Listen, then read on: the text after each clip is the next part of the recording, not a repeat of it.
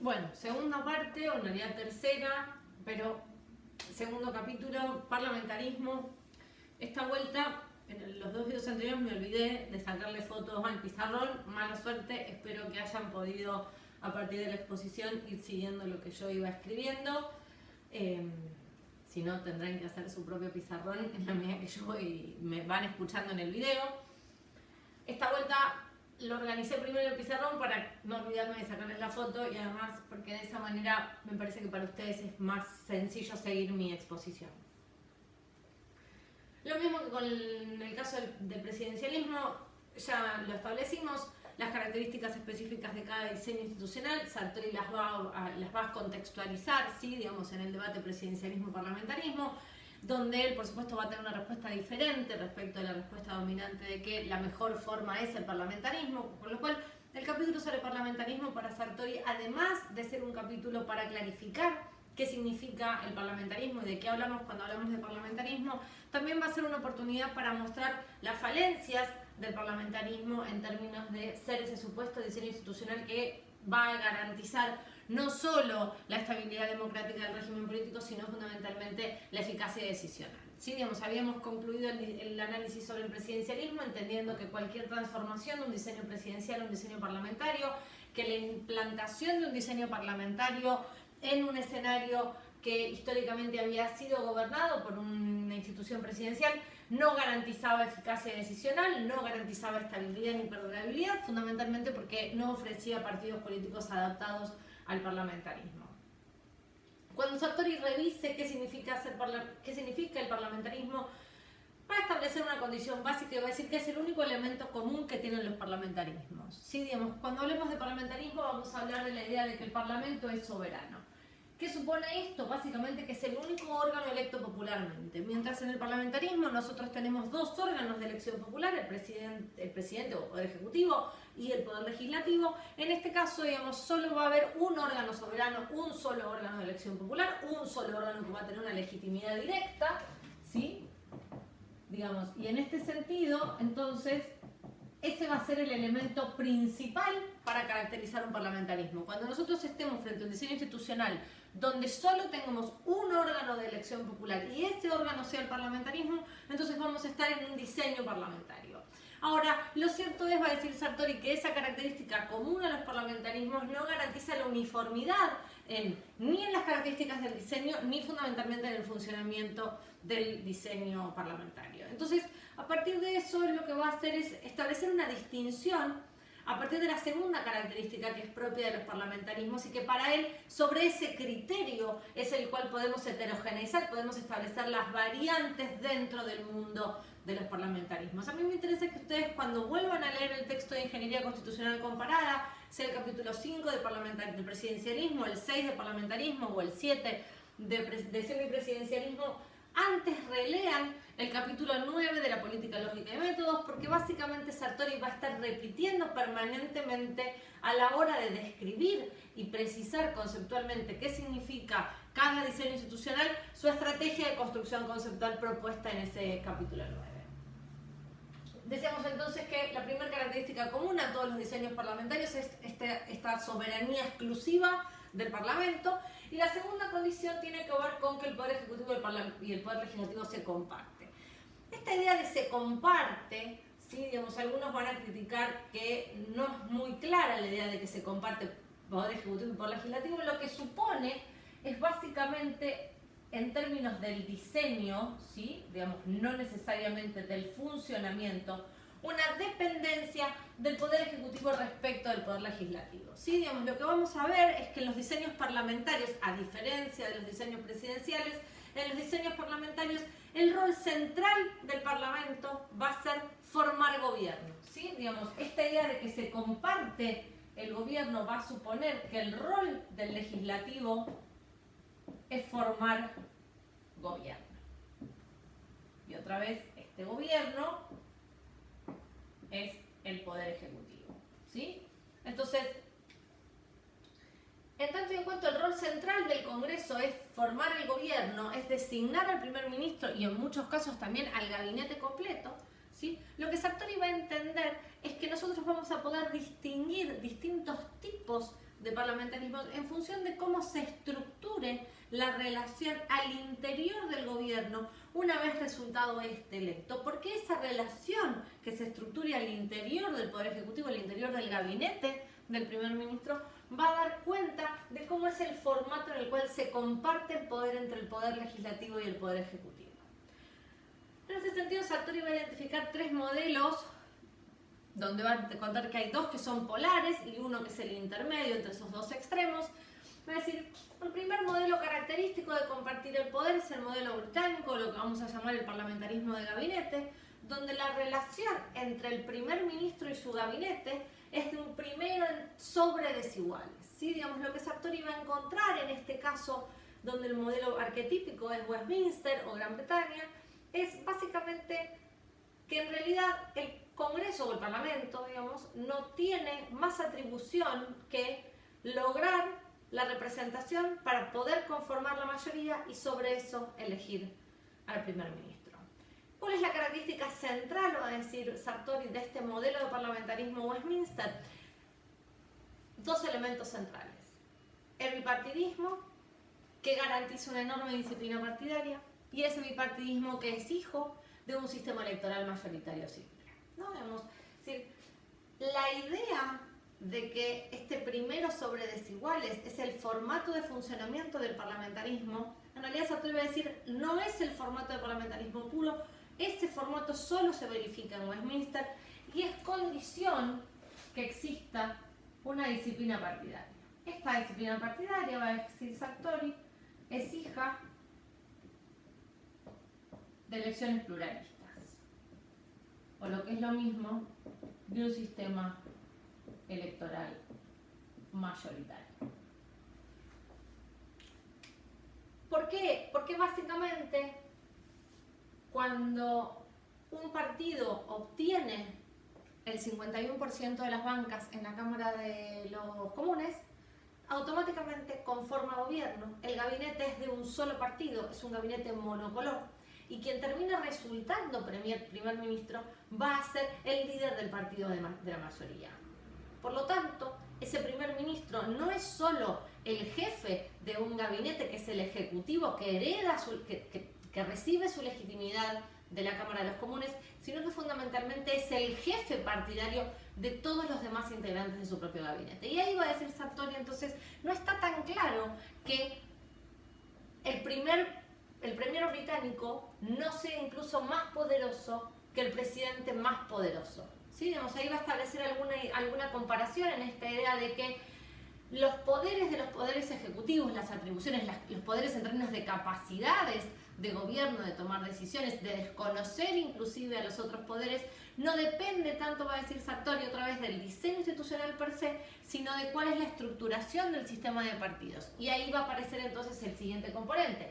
La estructuración del sistema de partidos va a ser dependiente, va a ser hija de una determinada configuración del sistema electoral. Es decir, que la manera en la que funcione un determinado parlamentarismo no va a tener tanto que ver con el diseño per se institucional parlamentario, sino que va a tener que ver con la naturaleza de los actores. Esta idea con la que él cerraba la cuestión del presidencialismo vinculada a partidos adaptados al parlamentarismo. ¿Cuál es el siguiente formato o el siguiente modelo en el cual uno podría pensar que se comparte el poder? Lo que él va a denominar un primero entre desiguales, o lo que para él va a ser el parlamentarismo de partidos. ¿Sí? Primero que yo acá les pongo gabinete y de partidos. Ahí el modelo arquetípico para él es Alemania, ¿sí? Digamos, y en este caso Sartori va a dar algunas características puntuales del sistema político alemán y en particular del sistema de partidos. Yo les destaqué fundamentalmente lo que se llama la Constitución de Alemania, el voto constructivo de censura, y que es la razón por la cual Sartori establece que este compartir el poder, ¿sí?, tiene que ver con la relación entre el premier y su gabinete como un primero entre desiguales. Mientras en Gran Bretaña es un primero sobre desiguales, acá es un primero entre iguales. En ese sentido, Sartori lo que va a encontrar son 2 elementos fundamentales. Lo primero, que el sistema de partidos alemán, configurado en parte por un sistema electoral mixto, produce gabinetes de coalición de no más de 2 partidos en general. Y luego una condición específica del diseño institucional alemán, que es lo que se llama el voto constructivo de censura. ¿Qué supone el voto constructivo de censura? Nosotros sabemos que en los parlamentarismos, los parlamentos, además de formar y designar gobierno, conformar gobierno, tienen la atribución de remover al gobierno, tienen la atribución de remover al primer ministro, de destituirlo, ¿sí? Digamos, esa es la idea de la confianza que el parlamento otorga al premier, y a la inversa, ¿sí? El Parlamento puede retirar esa confianza y por lo tanto producir un cambio de gobierno. Los cambios de gobierno, los parlamentarismos no dependen de los ciclos electorales, como ocurre en los diseños presidenciales.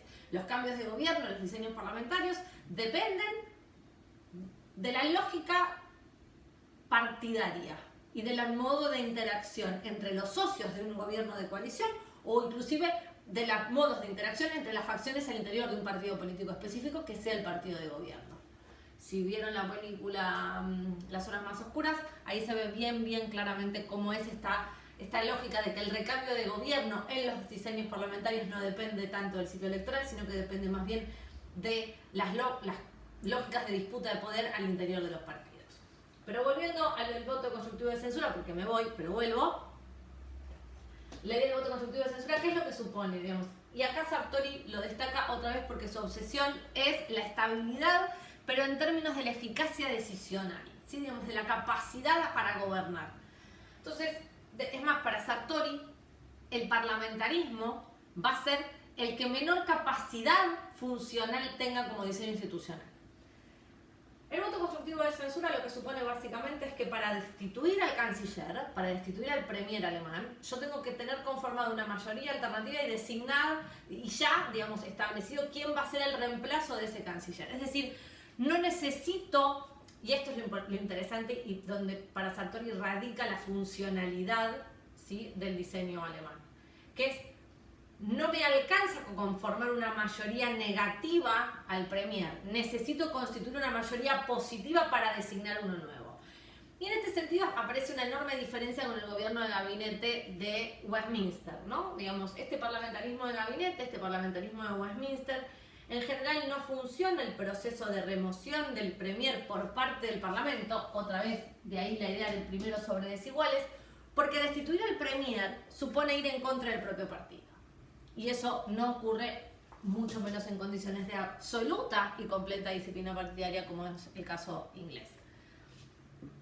El caso alemán no es estrictamente un nivel de disciplina partidaria al interior de la coalición, ¿sí? Digamos, la garantía de supervivencia del gobierno depende del nivel de acuerdo que existe entre los socios de la coalición que conforman gobierno en Alemania, y es ahí donde el voto constructivo de censura es ese dispositivo institucional que garantiza que los partidos al interior de la coalición se mantengan unidos, ¿no? Digamos, en general es más costoso romper la coalición y conformar una nueva mayoría positiva para formar un nuevo gobierno que resolver los problemas al interior de la coalición.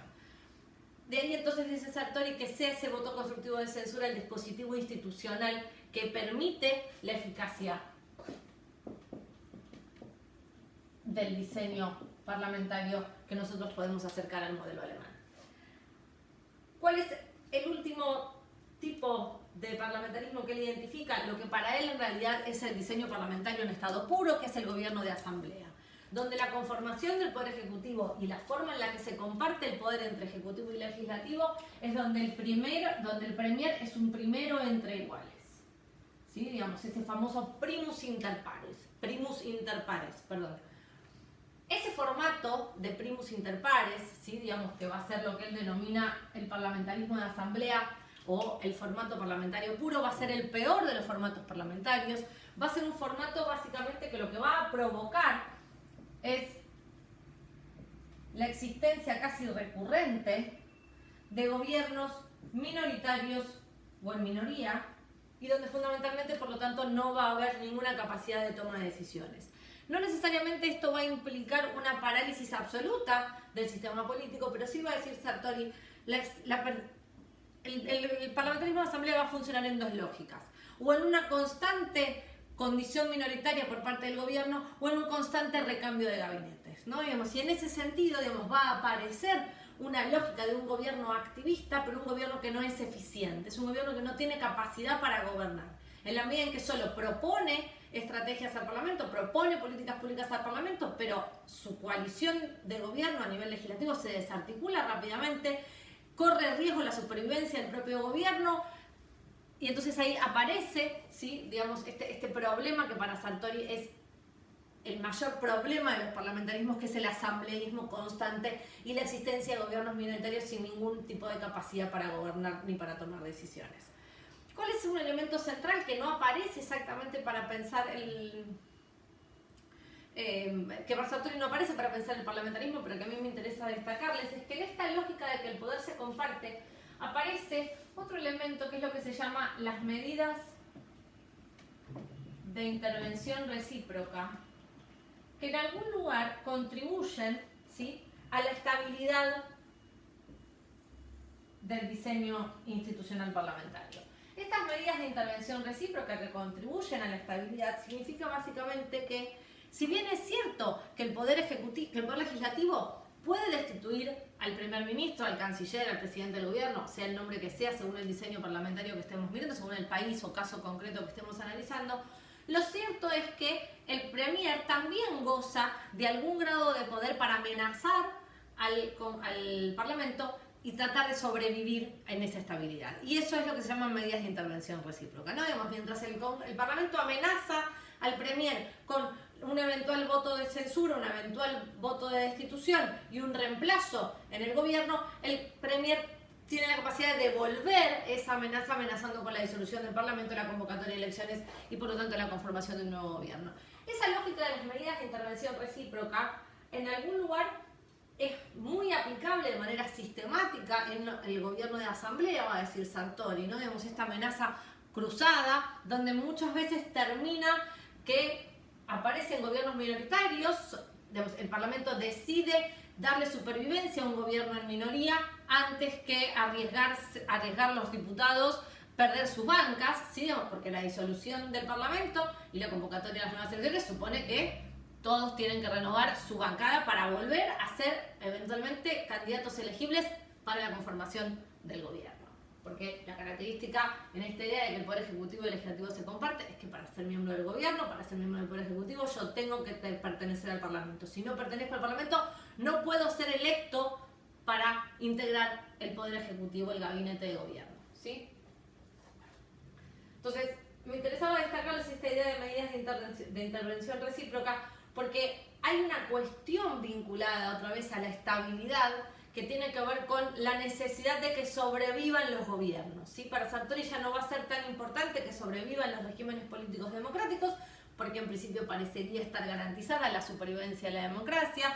Ya habíamos establecido para finales de la década del 80 que la democracia era el único juego disponible, y en esa aceptación común sobre la supervivencia del régimen político democrático aparece entonces la cuestión vinculada a la estabilidad de los gobiernos y la perdurabilidad en el tiempo de gabinetes o de gobiernos que tengan la capacidad de gobernar.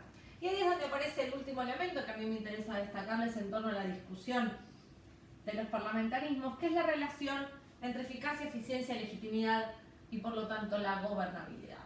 ¿Sí? Digamos, para Sartori, para Linz, la gobernabilidad va a ser el resultado de una conjunción entre eficacia y eficiencia que va a permitir aumentar los niveles de legitimidad. Y acá es importante entender esto. Estamos hablando de la legitimidad de ejercicio, no estamos hablando de la legitimidad de origen. La legitimidad de origen la tenemos garantizada. Parlamentarismos, presidencialismos y semipresidencialismos son diseños institucionales propios y exclusivos de regímenes políticos democráticos. Por lo tanto, cuando nosotros pensamos en la estabilidad política, además de pensar en la estabilidad del régimen político, estamos pensando en la estabilidad de los gobiernos y estamos pensando en cómo se construye esa legitimidad de ejercicio. Esa legitimidad de ejercicio que hemos dado de llamar gobernabilidad, ¿sí? Porque la gobernabilidad en definitiva es la capacidad para tomar decisiones. Esto es lo que a mí me interesaba que a ustedes les quedara como pantallazo general del cuadro sobre parlamentarismos. Nos queda una última forma de gobierno y un último video.